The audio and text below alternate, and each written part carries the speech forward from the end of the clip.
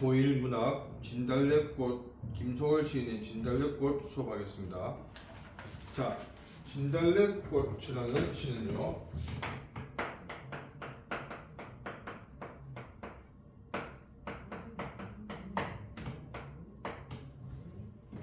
처음에 이렇게 시작합니다. 나보기가 역겨워 가실 때는 말없이 고이번에 드리우리다 라고 되어 있습니다.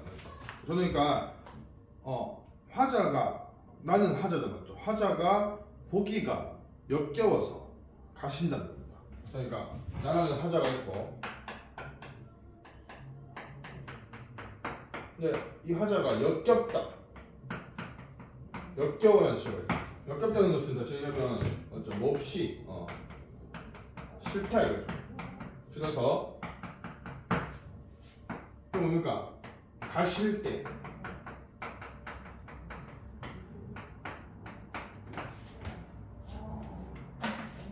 화자가 가는 게 아니고 화자가 역겨워서 누군가가 떠나간다는 겁니다. 그래서 여기서 알 수 있는 것은 지금 이 화자는 뭐다? 이 화자가 겪고 있는 상황은 이별의 상황이다.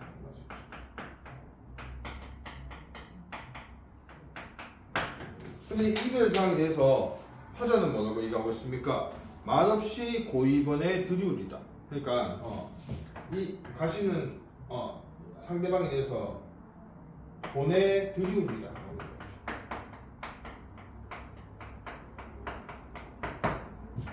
그래서 이별에 대해서 어떻게 대응하는가 우리가 알 수 있습니다. 뭐죠? 이별을 수용하는 거죠. 수용하는 태도.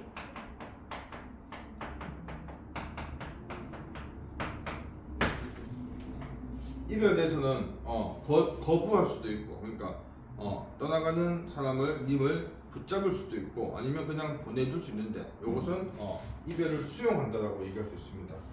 그래서 1년에 이걸 다시 정리하면 뭡니까? 화자는 이별의 상황에 대해서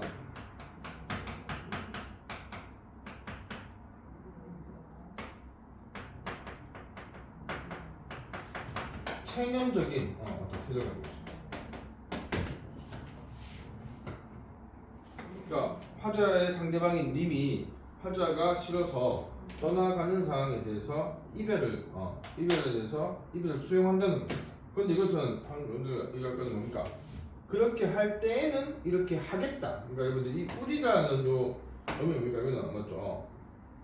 이 어미는 미래에 어떻게 하겠다는 얘기죠. 그러니까 지금 사실 이 이별의 상황은 실제 화자가 겪고 있는 게 아니고, 만약 이런 상황이 된다면 나 이렇게 하겠다는 얘기입니다. 그래서 이거는 뭡니까? 이별의 상황은 뭡니까? 가정하고 가정. 요 가정한다. 화자는 이별의 상황을 가정해서 내가 이런 상황이 되면 이렇게 하겠다고 얘기하고 있는 겁니다. 이어 보면요, 영변의 약산 진달래꽃. 자, 우선 영변이나 약산은 실제 김소월 시인이 살던 평안도 지방에 있는 지명입니다. 지명. 영변 지방의 산 이름 약산. 그래서 이거는 구체적인 지명을 시에 사용함으로써 시의 어떤 향토적 분위기를 조성합니다. 라고 얘기할 수 있습니다.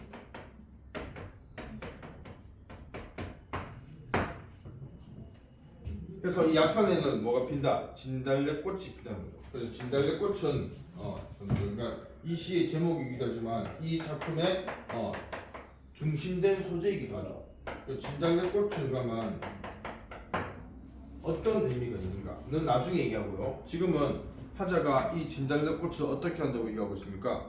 아름다다 가실 길에 뿌리우리다. 그러니까 님이 가시는 길에 이 진달래꽃을 어떻게 한다?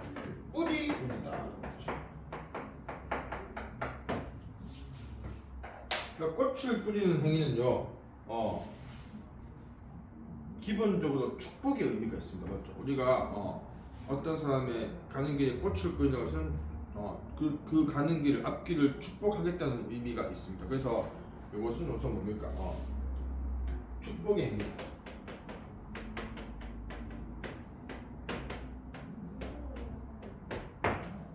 또 하나는 우리가 불교식 중에서 부처님에게 꽃을 뿌리면서 그 공덕을 기리는 행위가 있습니다. 그것을 우리가 뭐라고 하냐면 산화공덕. 꽃을 뿌릴 산자 뿌리면서 공덕을 기린다. 그래서 이거는 이 시가 어떤 불교적인 어떤 사상에도 관련이 있다는 걸 알 수 있습니다. 그래서 이연은 다시 정리하면 화자가 이미 떠나가는 길에 꽃을 뿌리겠다고 얘기하고 있습니다. 그래서 이것은 이연은 어떤 태도인가? 이연은 떠나는 임에 대해서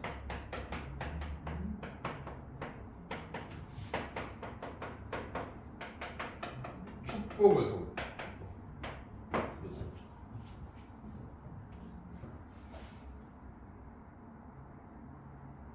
자, 그러니까 순순히 보내주는 것에 더해서 이별을 떠나가는 사람을 축복하는 어떤 이 화자의 마음을 우리가 느낄 수가 있습니다.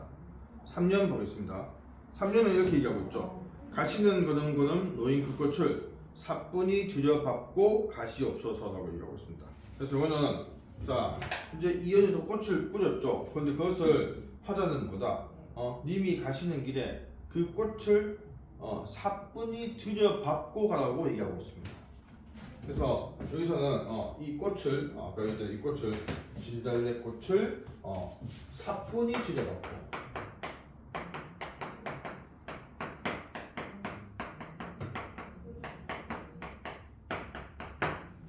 근데 사뿐히 들여밟고는 우리가 시의 표현적 측면에서 보자면 사뿐히는 우리가 어떤 가벼운 맞죠? 무게가 가벼운 어떤 행위를 얘기할 때 생각하는 부사입니다. 맞죠? 가벼움. 근데 들여밟는 것은 무게를 어느 정도 실어서 맞죠? 들여밟는 것을 얘기합니다. 그래서 사실은 사뿐히 들여밟는다는 것은 우리가 의미를 따지면 모순적인 관계가 있다고 얘기할 수도 있습니다. 그래서 시에서 이렇게 두 시어가 의미적으로 모순일 때는 우리가 뭐라 합니까? 이걸 보고 역설적 표현을 쓰고 있다고 얘기할 수 있죠. 역설적 표현을 쓰고 있다. 그래서 사뿐히는 뭐다? 사뿐히는 이런 얘기 있죠. 화자가 뿌린 그 진달래 꽃이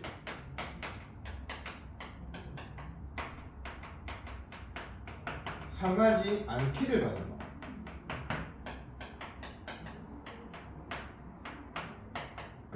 바라는 마음이 담겨있고 주제 바꾸는 뭡니까? 요거는 화자의 그러니까 먼저 이 꽃이 만약 화자의 분신이라면 님이 이 화자의 분신을 밟으면 화자가 고통을 받겠죠. 그러니까 넌지시 뭐다? 사실 당신이 이렇게 날 떠나가면 나는 마음이 아픕니다. 나는 고통을 받을 것입니다를 넌지시 암시한다고 볼 수도 있죠. 들여받고는. 그래서 이것은 뭔가 화자의 어떤 고통을 이미 알기를 바란다. 그러면 이 두 가지 마음이 맞죠. 역설적 표현이 담겨 있다고 볼 수 있습니다. 이렇게도 우선 이 시는 그러니까 사실은 표면적인 의미로서 보면 이별을 순순히 수용하는 화자의 태도가 나타나 있지만 하지만 이면적으로는 이별을 바라지 않는 이별을 거부하는 화자의 마음이 나타나 있다고 볼 수 있고 이런 역설적 표현은 뭡니까? 그런 부분이 보여지고 있는 거죠. 하지만 표면적으로는 뭡니까? 이것도 아까 했지만 꽃을 뿌렸어. 그 꽃을 근데 밟고 가도 된다는 것은 뭡니까? 끝까지 나는 당신을 위해서 뭐하겠다? 희생하겠다는 얘기도 되겠죠. 그래서 3년은 이 3년은 뭡니까? 표면적으로는 요 시의 내용이 뭐다? 맞죠? 사실은 이 화자가 떠나가는 님을 원망할 수 있지만 그 원망을 나는 원망하지 않겠다. 원망을 더 초록한 희생적인 사랑을 보여주고 있습니다.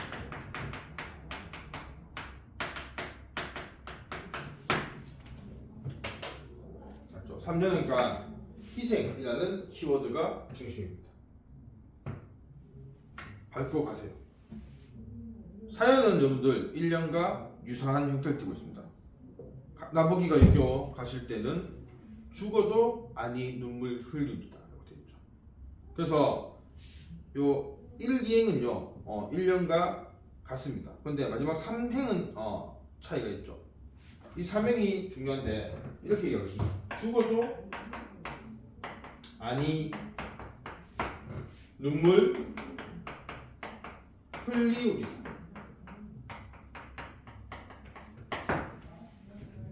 자, 여기도 우리가 표현적인 어떤 요소 보다면 우선은 여러분 보세요. 원래는 죽어도 눈물을 아니 흘린다가 맞죠? 문법적으로 맞는 표현입니다. 그런데 이 아니라는 부사를 제일 앞을 빼서 뭔가 이 두 개의 수를 바꿨습니다. 시에서 이렇게 일반적인 문장의 순서를 바꿔서 표현하면서 뭐랍니까? 도치법. 도치법을 써달라 할 수 있고, 이것은 그 눈물을 흘리지 않겠다는 화자의 응지를 더 강조할 수 있는 거죠. 눈물을 안 흘리겠다. 또 하나는 뭡니까? 눈물을 흘리지 않겠다고 했지만 아까도 잠깐 얘기했지만 이 화자의 실제 마음은 이 이별을 바라지 않고 이 이별 때문에 너무나 슬프다. 너무 슬프고 고통이 있다. 그래서 눈물이 너무 많이 난다 라는 것을 말이죠. 그냥 눈물이 난다고 얘기했지만 그러니까 시에서 뭡니까? 화자의 실제 어떤 마음과 반대로 표현해서 그 화자의 실제 마음을 더 강조하는 표현법이 있죠. 그게 무엇이죠? 바로 반어법입니다. 그래서 이거는 뭡니까? 사실은 반어법을 쓰고 있다고 합니다.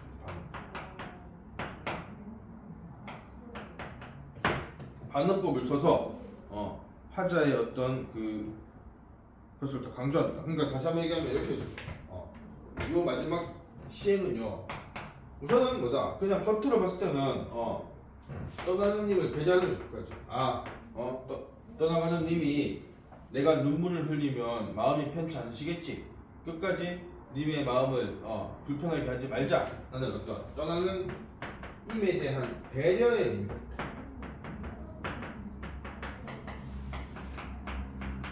그래서 이걸 우리가 사자성어로 사실은 슬프지만 슬픔을 표현하지 않겠다. 슬프지만 슬프지 않아요 라고 하는 사자성어 뭡니까? 슬플 애자에 이는 슬프지만 뭐뭐 하지만 그 다음 뭔가 슬프지 않다. 불비 A 불비라는 사자성어였어. 그러니까 슬픈 마음을 숨기는 그런 태도를 보이고 있다. 두 번째는 뭡니까? 그렇지만 이 표현 자체가 반어적 표현이다. 반어적 표현을 써서 뭡니까? 이별의 슬픔을 더 강조하는 거죠.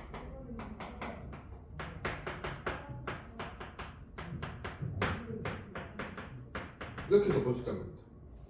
그러니까 이 작품은 다시 얘기하지만 화자가 지금 겉으로는 어떻습니까? 다시 한번 보면 화자는 이별을 맞죠. 체념하고 그냥 수용한다 이거죠. 또 축복하고 날 떠나가지만 앞날도 축복합니다.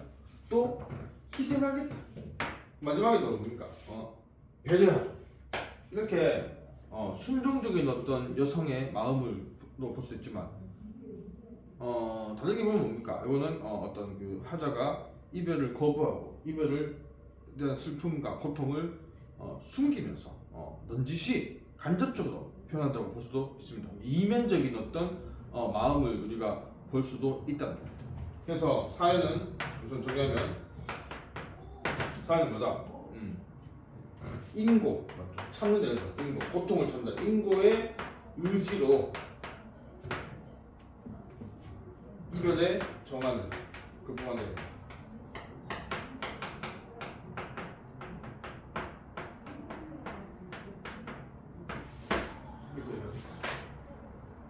그래서 이 시는 이렇게 님을 위해서 떠나가는 님을 위해서 이별을 수용하고 축복, 희생 인고, 고통을 찾는다. 이런 어떤 키워드를 얘기할 수 있고, 그러니까 다 표면적인 어떤 의미로서 우리가 표면적인 의미로서 볼 수 있다. 하지만 이 작품에서는 이면적으로, 특히 이 반응도 봤을 때, 반응도 봤을 때 사실은 슬픈 겁니다. 맞죠? 그렇게 볼 수도 있다는 것. 아까도 이런 것도 맞죠? 그래서 마지막으로 요 진달래꽃의 의미. 진달래꽃의 의미는 무엇인가? 네 가지 있겠죠. 한번 정리해보면 첫 번째는 뭡니까? 임에 대한 정성과 사랑이. 이 진달래꽃에는 임에 대한 화자의 정성과 사랑이 담겨있다. 이렇게 얘기할 수 있고, 두 번째는 뭡니까? 아까 했지만 밝고 가라. 맞죠? 그러니까 특히 삼면에서 봤을 때 진달래꽃은 화자의 분신이기도 합니다.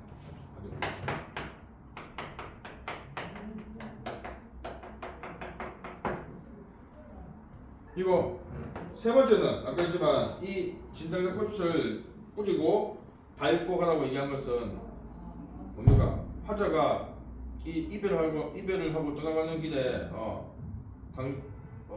이 화자의 다시요. 님이 이렇게 님이 이 화자와 이별하고 떠나가는 길에 화자의 아픔을 나는 이렇게 아프다. 맞죠?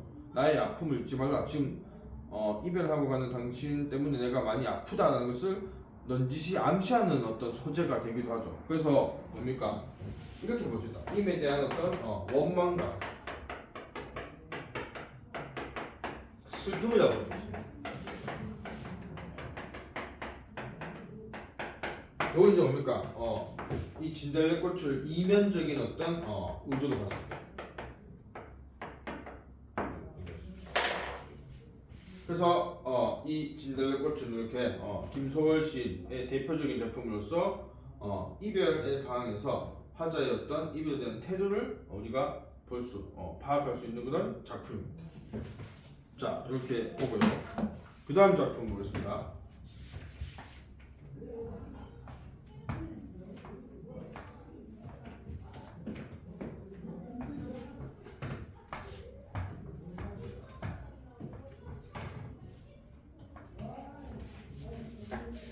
자, 다음 작품은 저주에서는 7쪽입니다. 박재삼 시인의 흥부 부부상. 자, 제목이 우선 보면 흥부 부부상입니다. 흥부 부부상. 이 상은 뭐냐? 우리가 얼굴 상이죠. 흥부 부부의 얼굴이라는 뜻을 가지고 있는 제목입니다. 이 시는 기본적으로 아주 유명한 모든 대부분의 사람이 알고 있는 흥부전에 나오는 인물을 소재로 하고 있습니다. 그래서 그런 것은 이제 어떤 다른 작품에서 이렇게 재질을 가져온 거죠. 그래서 우리가 친숙하게 이 재질을 우리가 생각해 볼 수 있습니다. 자, 내용을 보자면 전체 3년인데 1년부터 보면요. 자, 이렇게 시작합니다. 흥부 부부가 박덩이를 사이하고 가르기 전에 건넨 웃음살을 해야 되고. 자, 여기까지. 그러니까 우선은 흥부 부부가 그러니까 흥부전에서 보면 제비를 다리를 고쳐주고 흥부가 박씨를 넣었죠. 그 박씨를 심으니까 박이 납니다. 그러니까 흥부네가 가난하니까 이 박이라도 먹자 해서 박을 타는 장면. 그 장면을 뭡니까? 이 시의 어떤 시작으로 하고 있습니다. 그래서 흥부 부부가 박덩이를 사이하고 가르기 전에 건넨 웃음살. 웃음살은 뭐냐? 웃음의 물살이죠. 그래서 우선은 여기서 이 박덩이는 뭘 의미하는가? 그러니까 이야기를 본다면 이 박덩이는 가난한 생활을 얘기하죠. 왜냐하면 먹을 게 없으니까 이 박이라도 먹자는 거예요. 그래서 타는 거니까. 그리고 이 박덩이를 사이하고 뭡니까? 흥부 부부는 서로 웃습니다. 웃음의 물살을 건네죠. 이거 뭡니까? 비록 가난하지만 이제 이 박을 먹을 수 있다. 이거라도 먹으면 다행이지 않느냐? 라는 웃음이겠죠. 상대방에게 어떤 그런 이제 그래도 다행이구나 라는 것을 보여주고 상대방을 안심시키기도 하고. 그렇죠. 그래서 이 웃음사는 뭡니까? 웃음사는 박덩이를 사이하고 있는 웃음사는 이건 뭡니까? 안분지족이 됐습니다.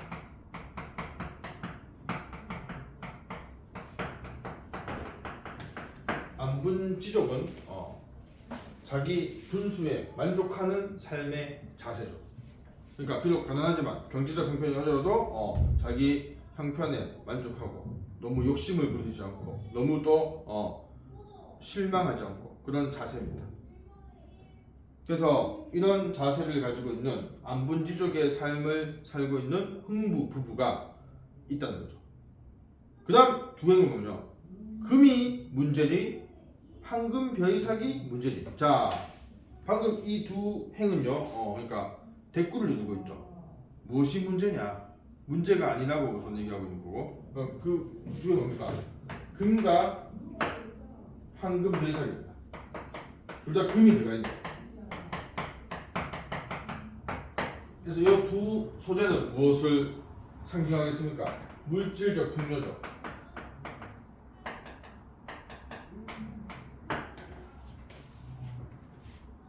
이거 뭡니까?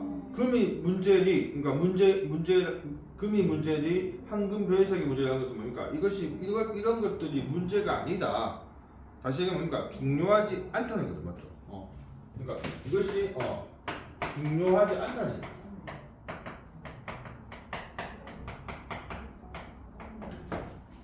그러면 그 뒤에 뭐가 중요한지 얘기하고 있습니다. 뭡니까? 웃음에 물살이 반짝이며 정갈하던 그것이 확실히 문제다. 라는 거죠. 맞죠? 그러니까 금이나 황금 벼이삭 이런 경제적인 풍요가 중요한 게 아니고 뭐다? 방금 흥부 부부가 박덕일 사이하고 건넸던 웃음의 물살, 그 물살이 반짝이던 그 정갈하던 그것이 문제다. 그래서 여기서 그거 이란 시어는 뭘 의미합니까? 정리하면 가난하지만 욕심을 부리지 않죠. 욕심 없고 소박한 삶의 태도가 맞죠. 문제다. 문제라는 것은 뭡니까? 중요하다. 이거죠.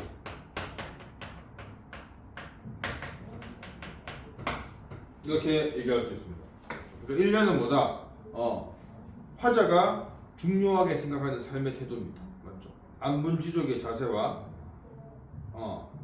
경제적인 어떤 그런 형편과 상관없이 욕심 없고 소박한 삶의 태도를 추구한다 이거죠. 그렇습니다. 그것은 뭡니까? 흥부전이라는 고전 소설에서 흥부 부부의 어떤 삶을 가지고 얘기하고 있습니다. 자, 그 다음 이어 보면 이렇게 돼 있죠. 없는 떡방아 소리도 있는 듯이 드러내고 손발 다는 처지끼리 같이 웃어 비추던 거울 면드라 라고 되어 있습니다. 이연을 다 읽었는데요. 우선 여기서 보면 여러분들 이 아까 뭡니까? 요 박덩이와 같이 가난한 생활을 의미하는 식구가 있죠. 뭐 있습니까, 여러분들? 요 가난한 생활을 의미하는 게 또 뭐 있노? 이연에서 보면 뭡니까? 없는 떡방아 소리 맞죠? 떡방아 소리가 없다는 겁니까? 떡방아를 찍을 수 없다. 그러니까 떡을 만들 양식이 없는 거죠. 또 뭐다 하나? 또 뭡니까, 여러분들? 손발이라는 처지 맞죠?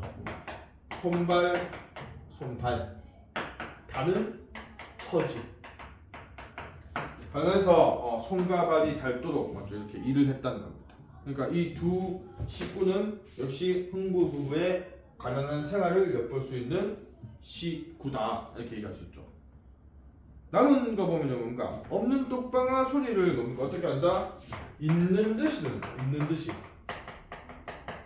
그러니까 사실 없지만 있다고 생각하는 건 이건 뭡니까? 이거는 가난하지만 뭡니까? 어떤 성격이다. 이거는 낙천적인 성격. 낙천적인 것은 상황을 긍정적으로 해석할 수 있는 겁니다. 비록 떡방아 소리가 안 들릴 만큼 양식이 없지만 그래도 뭐 있는 것처럼 듣자라고 낙천적으로 얘기하는 거죠. 그 다음 여러분 뭡니까? 손발되는 처지끼리 그 다음 중요한 시어가 있죠. 같이 웃어 비추던 거울 면드다. 자, 그러니까 뭡니까? 아까도 계속 웃음이 나오고 있는데 이 웃음은 아까도 얘기했지만 이런 어떤 삶의 자세인데 이번에는 거울면이란 말이죠. 거울면. 거울면. 거울은 어떤 속성이 있습니까? 서로 비추죠.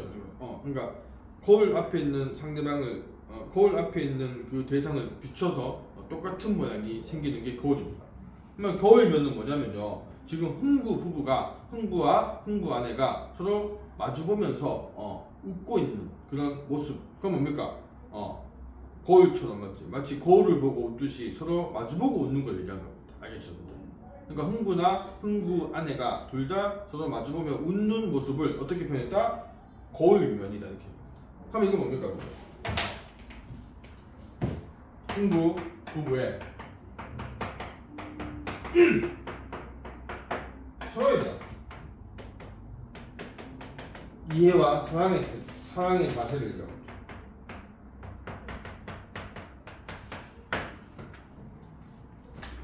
흥부 부부는 자기 혼자 만족하고 하는 게 아니고 서로에게 맞죠. 웃으면서 만족하고 있죠. 그러니까 단순히 개인적인 어떤 이런 삶의 자세가 아니고 상대방을 이해하고 사랑하는 마음을 얘기하는 겁니다. 알죠? 그래서 거울면이라는 시어는 이렇게 서로에 대한 이해와 사랑의 자세를 의미한다. 이렇게 얘기할 수 있습니다. 그래서 2형까지 봤습니다. 여러분들 2형까지 2형까지 봤을 때 흥부 부부가 이 시 안에서 흥부와 흥부 아내가 어떤 삶의 태도를 가지고 있는지를 우리가 알면 됩니다. 3년 보겠습니다. 3년 조금 이제 내용의 변화가 있습니다. 뭐냐? 웃다가 계속 웃었죠. 1, 2년 계속 웃었습니다. 웃다가 서로 불쌍해. 서로 구수를 나누었으니. 자, 구수는 뭐냐? 보실게요. 구수. 그러니까 여러분들 아무리 맞죠. 아까 했지만 이렇게 뭐 웃고 낙천적이고 만족해도 현실은 현실이겠죠. 어떤 경우에는 그럽니다. 자기가 배고픈 건 참을 수 있어도 사랑하는 상대방이 배고픈 것을 맞죠. 가렵겠죠. 그러니까 한 번씩 뭡니까? 그런 어떤 마음이 생기는 겁니다. 상대방이 너무 애처로워서. 그래서 뭐다? 구수를 나눈다는 겁니까? 구수는 무엇을 비유하겠습니까? 바로 눈물이죠. 눈물 방울이 구수를 연상시킵니다. 그래서 구수는 눈물의 어떤 보조가 됩니다. 그래서 구수는 뭐다? 연민의 눈물이죠. 상대방을 가볍게 여기는 연민의 눈물이다. 맞죠? 그럴 수도 있겠죠. 불쌍하니까 서로 불쌍하니까 상대방이 불쌍해서. 그런데 뭡니까? 그러다 금세 절로 면에 온 구슬까지를 서로 부끄리며, 그러니까 뭐냐면 면은 얼굴입니다. 얼굴. 그러니까 얼굴에 떨어지는 구슬, 눈물을 부끄러워하죠. 그러니까 눈물 흘렸지만 그러니까 곧 뭡니까? 부끄리고. 그러니까 부끄러워한다. 근데 뭘 부끄러워하는 겁니까? 그러니까 눈물 흘리는 것을 서로 부끄러워하며 미안해하는 거죠.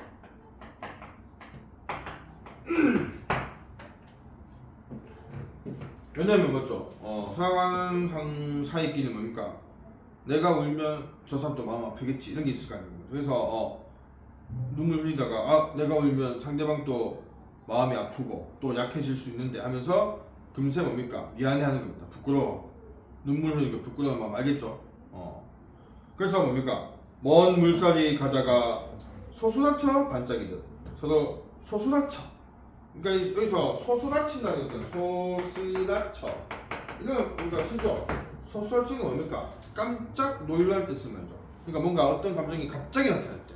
여기서 뭐냐면 울다가 이렇게 울면 안 되는데 라고 순간적으로 다시 뭡니까?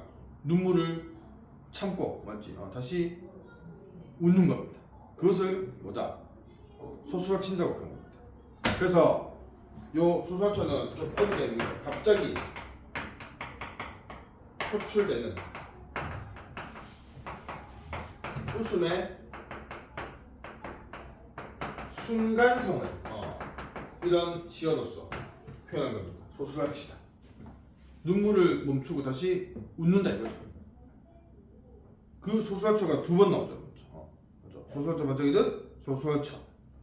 순간적 다시 감정을 순간 바꾸는 어떤 그런 상황을 의미하는 시어입니다. 그래서 다시 이제 뭡니까? 눈물 구슬 다음에 뭐다? 본 웃음 물살을 지었다 거죠. 한번 본 웃음 물살은 뭐다? 본 웃음 물살. 웃음의 물살은 아까도 말했지만 웃음사는 뭡니까? 서로 이제 맞죠? 안분지족하는 서로 비록 가난하지만 만족하는 삶의 자세인데 앞에 본이 붙었죠. 본은 뭐다? 본질 맞죠?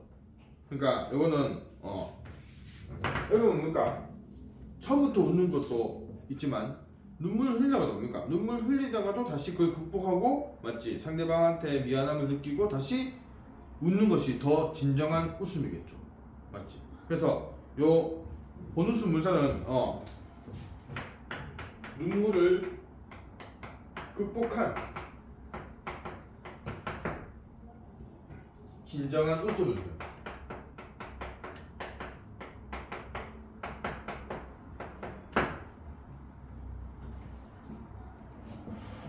그래서 그러니까 이 본웃음 물살이 뭐다? 이것이 확실히 문제다. 끝내고 있죠. 확실히 문제다.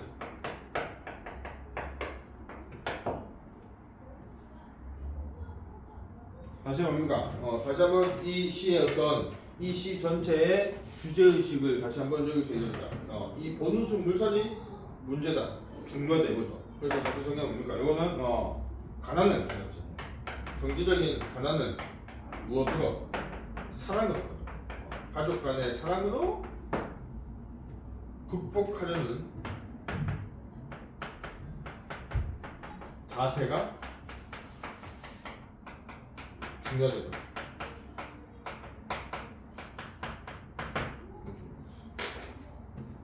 그래서 이 작품은 우리가 경제적으로 가난한 경우에 어떤 삶의 자세를 가져야 하는가라는 것을 박재삼 시인은 흥부전의 인물, 흥부와 흥부 아내, 흥부 부부의 어떤 모습을 가지고 독자에게 이야기하고 있습니다. 자, 그래서 흥부 부부상을 받습니다. 다음 작품 보겠습니다.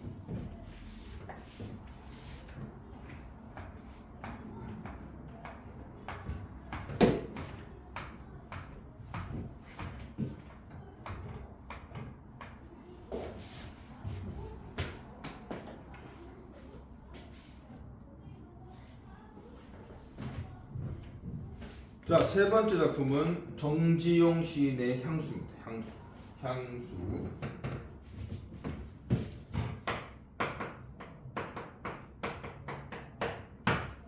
향수는 제목의 의미부터 얘기한다면 향수가 향은 시골, 고향 향자입니다.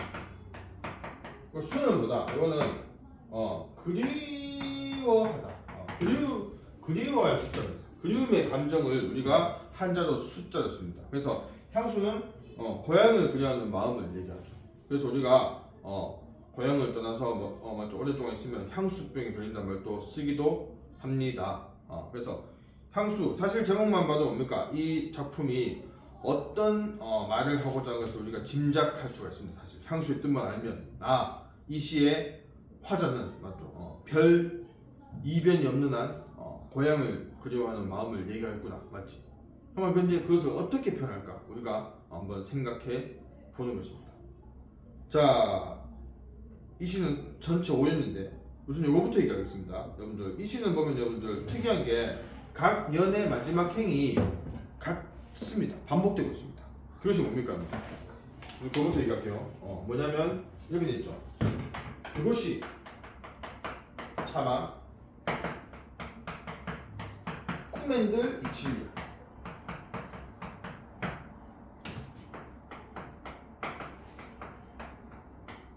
라는 후렴구가 있습니다.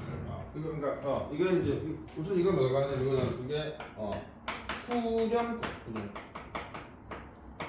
후렴구라는 명칭을 가지고 있습니다.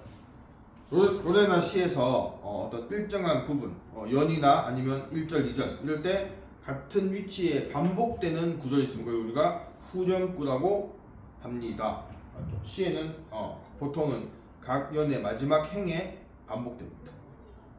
자, 우선 이 후렴구는 보면 어떤 의미입니까? 그곳이 차마 꿈엔들 이칠리야. 그러니까 꿈에도 잊을 수 없다는 얘기죠. 그러면 여러분들 아까 향수라는 제목의 의미를 봤을 때 이 그곳은 어디겠습니까? 당연히 고향이죠. 고향.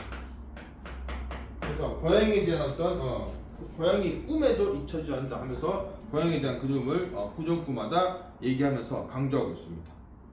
자, 여기에 더해서 후렴구의 어떤 기능을 한번 얘기해 봅시다. 후렴구는 어떤 기능이 있는가? 첫 번째, 아까 방금 했지만 각 연마다 끝에 반복되는 게 후렴구입니다. 그러니까 후렴구가 연의 끝이죠. 그리고 그 다음이 또 그 다음 연의 시작입니다. 그래서 자연스럽게 뭡니까? 연을 구분합니다. 연의 구분이 연을 구분하는 기능을 합니다. 1년, 2년, 3년을. 두 번째는 뭡니까?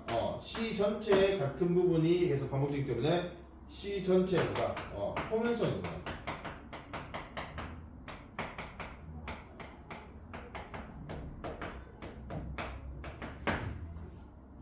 세 번째는 시에서 이렇게 특정한 요소가 반복되면 거의 대부분 뭡니까? 두 가지 기능은 있죠. 그 중에 하나가 뭐죠? 운율 형성입니다. 반복하면서 운율, 어떤 음악적인 요소가 형성됩니다. 맞죠? 반복하면서. 네 번째는 뭐다? 이거 마찬가지로 뭡니까? 또 반복하면 뭡니까? 의미가 강조되죠. 맞죠? 의미가 강조되죠. 그래서 여기서 뭡니까? 어떤 주제. 주제를 강조합니다. 이런 것도 되겠죠. 그래서 이 시에서 후렴구의 기능을 이렇게 우리가 한번 살펴봤고요. 향수에서도 뭐다? 이런 어떤 후렴구 기능은 다 맞죠? 기능하고 있습니다. 자, 이제 각 연의 내용을 보겠습니다. 후렴구는 이제 우리가 살펴봤고 1년을 보면요. 넓은 벌 동쪽 끝으로. 넓은 벌은 벌판입니다. 넓은 벌판 동쪽 끝에 뭐가 있다? 옛 이야기 지출되는 실개천이 휘돌아 나간다. 그러니까 여기서 지출되는 실개천.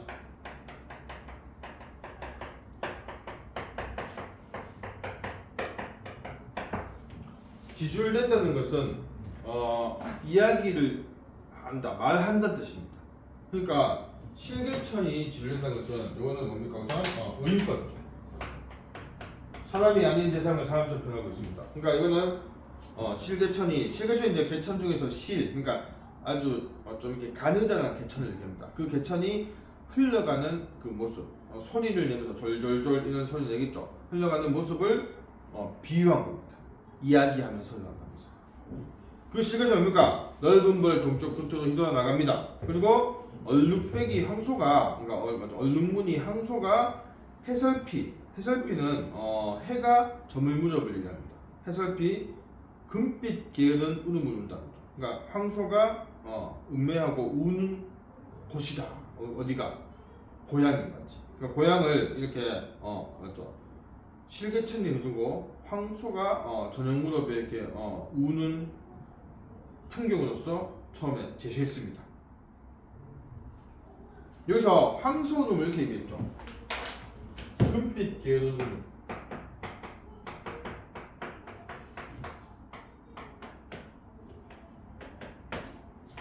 여러분들 우리가 심상, 이미지, 그러니까 시에서 이렇게 시각, 청각, 후각, 촉각, 미각 5개의 감각을 바탕으로 해서 표현하는 것을 우리가 심상, 이미지 혹은 감각적 표현이라고 하는데 그 심상에서 봤을 때는 뭡니까? 울음은 청각적 시각이죠. 청각. 근데 금빛은 뭡니까? 지금 금빛이 울음을 맞죠? 울음인데 금빛 울음이다 이렇게 맞죠? 수식하고 있습니다. 그때가 아마 청각적인 울음을 시각 맞죠? 금빛으로 이렇게 수식하고 있습니다. 청각을 시각적으로 표현하고 있죠. 이거 뭔가 그래서 이걸 우리가 청각의 시각화. 좀더 어려운 말로 하면 청각적 심상이 뭡니까? 시각적 심상으로 전이 되었다. 이렇게 전이 되었다. 그래서 이거 뭐한다? 두 가지의 어떤 그 감각이 함께 엮여 있다고 해서 함께 공자에서 감각적 심상이라고 합니다.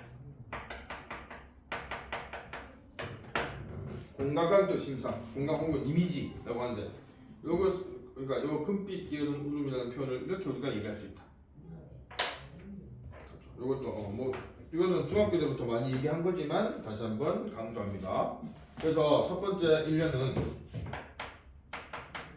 어떻게 얘기한다? 이거는 어떤 느낌입니까, 먼저? 실개천이 흐르고 황소가 우는 이런 고양이 이미지는 아주 평화롭고 한가롭죠.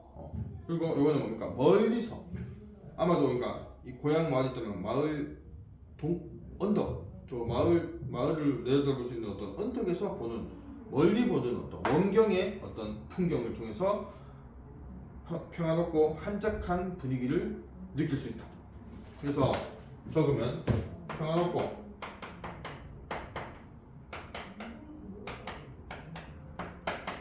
한가한 고향 마을의 전경을 두고 있습니다.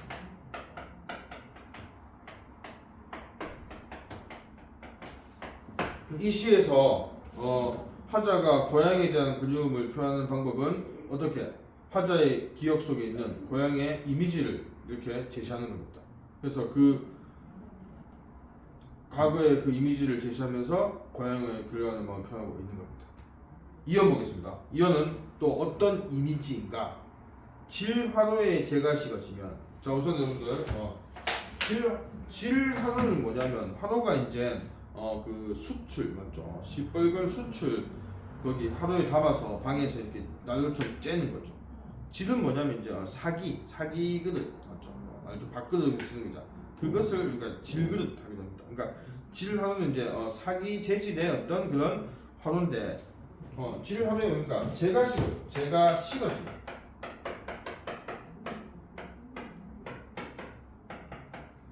야, 제가 식었다는 것은 뭐다? 원래는 뜨거웠겠죠. 근데 어느 정도 뭡니까? 시간이 지나면 제가 식겠죠. 그러니까 이거는 시간의 흐름을 얘기해요. 시간의 흐름. 시간이 어지간히 흘렀다. 이겁니다. 시간의 흐름.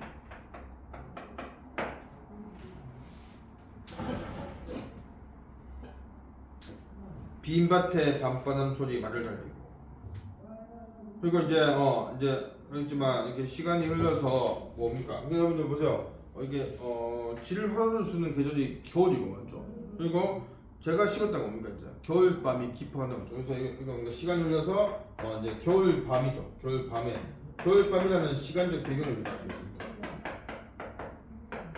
그래서 화자 귀에는 뭐다? 화자는 지금 아마도 이제 방에 자고 있는데 빈밭에 밤바람 소리가 말 달리죠. 이것도 뭐다? 자 밤바람 소리가 말을 달린다.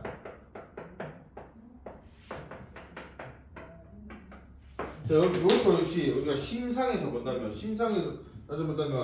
밤바람 소리는 청각적 심상이죠. 밤에 부는 바람의 소리. 근데 거기서 그러니까 소리가 말을 달린다.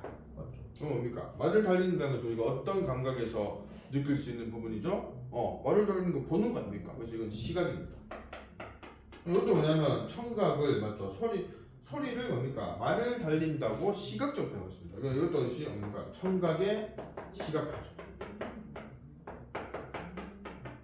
그러니까 위에 있는 거 금빛 울음과 같은 맞죠? 그 형식입니다. 역시 이것도 공감각적 심상이죠. 그래서 이 시의 이연에도 공감각적 심상이라는 이로 얘기할 수 있는 표현이 있습니다. 그래서 이렇게 바람이 불고 겨울밤입니다. 그 다음 옆에는 누가 있다? 엷은 졸음에 겨운 늙으신 아버지가 집 베개를 보다 보이시는 곳 하면서 맞죠. 그러니까 아버지는 또 뭡니까? 그러니까 화자가 겨울밤에 자면서 밤바람 소리를 듣고 있고 또 옆에는 아버지가 엷은 졸음에 집 베개를 베고 주무신다는 것입니다. 지프로 만든 베개. 그래서 이연은 여기다 할게요. 이연은 뭐다?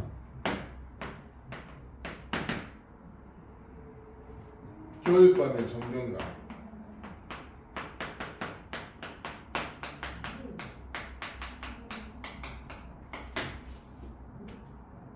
늙은 아버지에 대해서.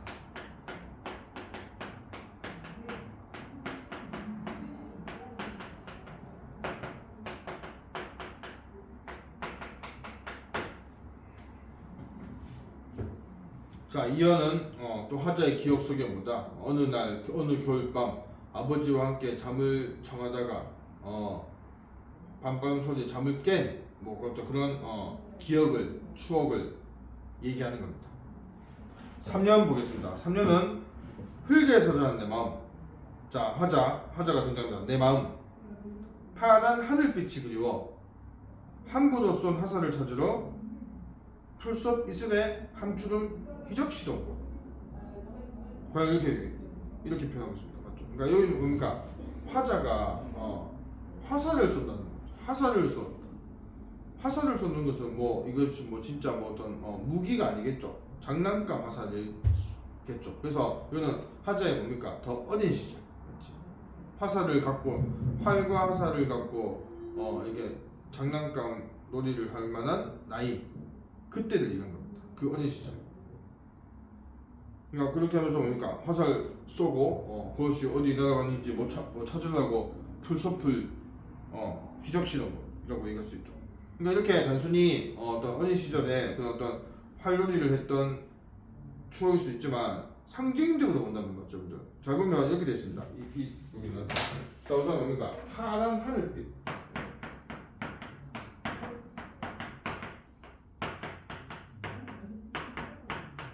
치 그리워서 화살을 쏘았죠.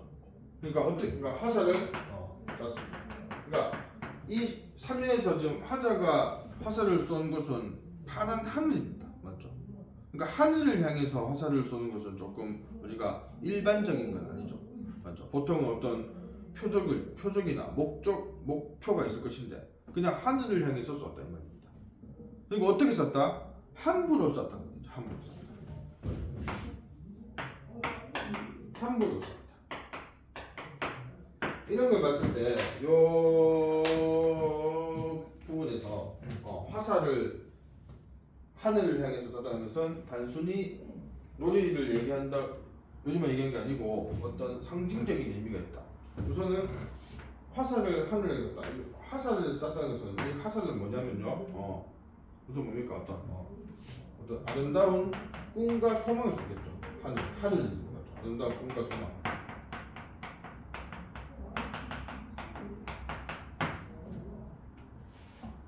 또 이상 세계. 화자가 어릴 때는 뭔가 어디 가고 싶은 맞지? 이상 세계일 수도 있겠죠. 그것을 향해서 뭡니까? 화살 쐈다는 거. 그럼 화살은 뭐 있습니까? 화살은 그 어떤 유년기의 어떤 꿈에 대한 동경이겠죠. 그러니까 이 하늘을 향해서 화살은요, 어린 시절에는 꿈이 많지 않습니까? 많이 바뀌기도 하고 그렇게 꿈을 꾸는 어떤 그런 뭐 예를 들면 뭐 어떤 장래 희망이나 맞죠? 아니면 진짜 공상 이런 것들 여러 가지 그런 꿈에 대한 어떤 동경을 이렇게 화살을 쏘는 행위로서 상징적으로 표현했다고 볼 수도 있겠죠. 그리고 여기서 보면 맞죠? 함부로 쏘다가 뭡니까? 그만큼 뭡니까? 막연했다. 막연했다. 윤영기는 아직 어리기 때문에 뭐 현실적인 어떤 고민을 할 게 적겠죠. 나이가 먹은 것보다. 그래서 이렇게 그냥 막연하게 내가 뭐가 되고 싶다, 아니면 뭘 하고 싶다 이런 것을 매일 생각하겠죠. 그런 어떤 어린 시절을 이렇게 하늘을 향해서 화살을 쏘는 그런 행위로서 표현했다고 볼 수도 있습니다. 그래서 3년은 뭐다? 3년은 꿈 많던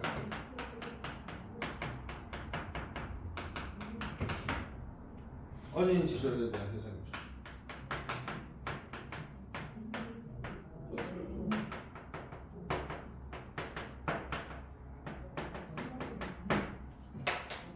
자, 사연 보겠습니다. 사연은 전설 바다에 춤추는 밤물결 같은 검은 기민머리 날리는 어린 누이. 자, 우선 여기도 인물 나오죠. 아까 아버지처럼 누이입니다. 맞죠? 고향에 있을 때 화자의 누이. 누이는 검은 기민머리. 여성도 이렇게 여기 맞죠? 기민머리를 날리는데 그 검은 기민머리를 무엇에 비유했습니까? 이건 지금 맞죠? 보세요. 그러니까 지금 누이의 검은 기민머리를 무엇에 비유했습니까? 전설 바다에 춤추는 밤물결. 밤물결 같은, 그러니까 이거는 뭔가 직유법으로서 맞죠? 직유법으로 써서 밤물결이 뭡니까? 이게 보조가 그리고 검은 기민머리가 맞죠? 원관념이죠. 이렇게 이런 구조입니다. 그러니까 누이의 검은 기민머리를 전설 바다의 밤물결로 표현했습니다. 그래서 뭡니까? 어떤 이 검은 기민머리는 누이의 어떤 모습을 보여준다.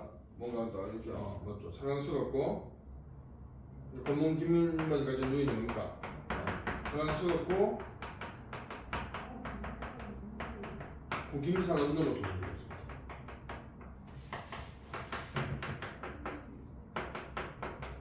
아직 천진난만하고 순수하다 이거죠. 그 다음 또 누가 있습니까? 아무렇지도 예쁠 것도 없는 사철 발벗은 아내가 있습니다. 자, 화자니까 아내도 있었죠. 아내는 어떻다? 아무렇지도 않고 예쁠 것도. 그러니까 진짜 뭐 예쁘지 않다, 못생겼다보다는 그만큼 소박하고 평범한 모습이다. 아내는 그렇게 뭐 화려하거나 그렇지 않고 소박하고 평범했다라는 걸 얘기하는 겁니다. 그 다음 사철 발벗었다. 여러분들 사철 발벗은. 자, 아내는 어떻다? 아내는 사철 발벗은 아내. 이건 이제 뭐냐면 맞죠? 사계절 발벗었다. 그러니까 신발을 신지 않았다. 뭐 신발이 양말 없이 맨발로 다녔다 그죠? 이거는 뭐 진짜 뭐 가난해서 신발을 못 신는다 볼 수 있지만 그만큼 뭐다? 사계절 농사한다고 집안일 한다고 바빴다 이거죠. 알겠습니까? 그래서 어떤 그만큼 생활이 고되다. 맞죠? 바쁘다 이런 얘기입니다. 그래서 요 사철 발벗은에서는 뭐 할 수 있다. 어떤 이거는 어떤 가난하고 고된 생활을 엿볼 수 있다. 이렇게 얘기할 수 있죠. 그 밑에 따가운 햇살을 등에 지고 이산 죽던 거. 따가운 햇살도 이게 뭡니까? 그만큼 힘든 어떤 그런 농사일을 얘기한다고 볼 수 있습니다. 그래서 아내는 뭐다? 이렇게 소박하고 평범한 아내는 고향에서 이렇게 가난하고 고단한 생활을 했다는 것을 얘기할 수 있습니다. 그래서 사연은 어린 누이와 아내에 대한 예상을 보여주고 있습니다.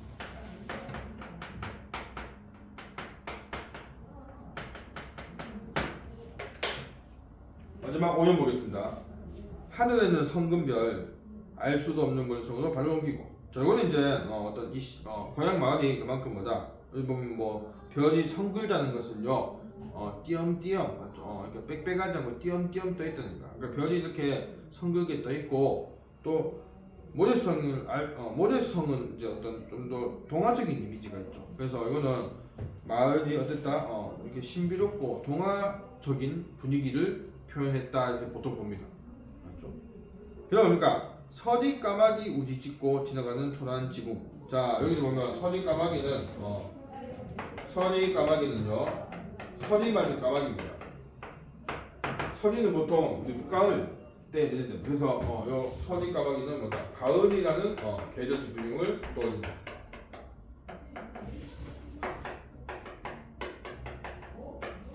그리고 초라한 지붕은 역시 뭡니까? 아까 사철 발벗은과 마찬가지로 초라한 지붕도 그 뭐다? 가난한 생활을 보인다는 거죠.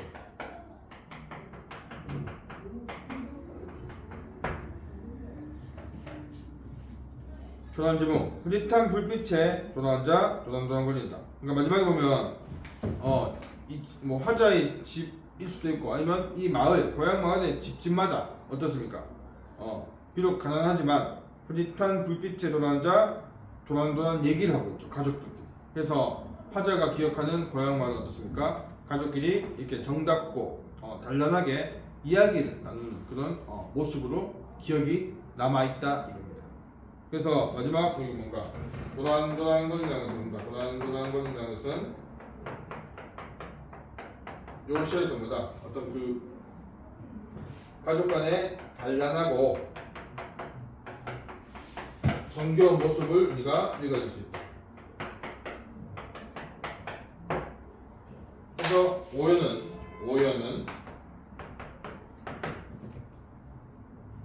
단란한 하고 정겨운 고향 마을의 모습을 떠올리고 있습니다.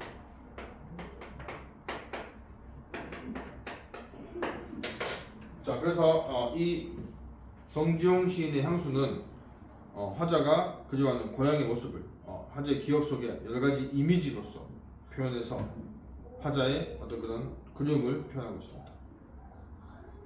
자, 우선 이렇게 오늘 세 편의 현대시를 감상했고요. 여기 각각 시 뒤에 있는 문제를 푸는 것이 과제입니다. 그 과제를 해결하고 그것을 나중에 수업 시간 때 풀이하도록 합시다. 자, 우선 문학 수업은 여기까지입니다.